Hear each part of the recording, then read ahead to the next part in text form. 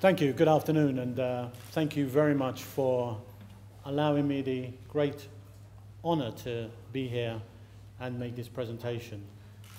I'm so moved by this foundation. I met Sheila on a number of occasions, and as John rightly said at the beginning, she was a very formidable character who wouldn't accept no. I started campaigning such a long time ago that I can remember one of the first things I was involved in doing was campaigning for people in Brixton to have inside bathrooms and toilets. And one of the things that I very quickly got to know was that politicians didn't like campaigners.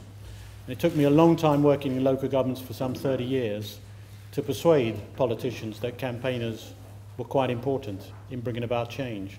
And I can say throughout my 30 years of local government, as well as working in the Commission and elsewhere, the opportunities I've had to do things, which has been a privilege in public service terms, has only happened as a result of campaigners, working with campaigners.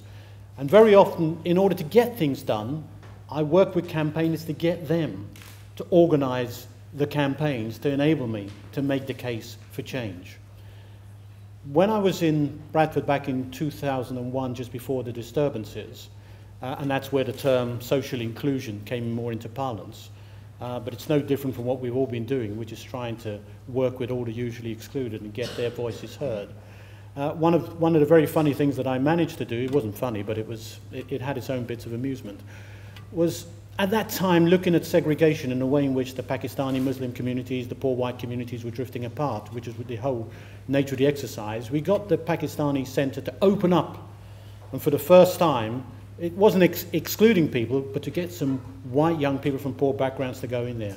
I can tell you they were all crapping themselves in trying to go through the door because they didn't know what to expect. And the lesson of that was, when they got in there, they realised, well, it wasn't too different from the centres that they go into normally, but that the whole issue that we're dealing with is that of ignorance and people not knowing, the fear factor. And for all of you who are in campaigning, particularly those who are at the sharp end of campaigning for the rights of those who are most disadvantaged, it is about spending a lot of time showing people and getting them to understand the nature of the experiences of those who are being excluded.